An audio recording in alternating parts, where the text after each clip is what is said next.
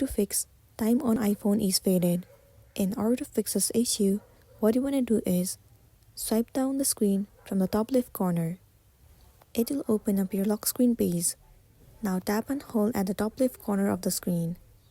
Now select the specific home screen that you want to edit. Once you've selected, tap and customize at the bottom. And then click on lock screen. Now what you want to do is tap and hold the time reset. This interface will pop up on your screen. Over here you can choose the font and color. Adjust the font and color according to your need and set the color which looks brighter. Once you have selected the brighter color, tap on done at the top right corner of the screen, and after that you'll be good to go. So that's the wrap for this video. Make sure to smash the like button and consider subscribing to our channel. We'll see you in the next one.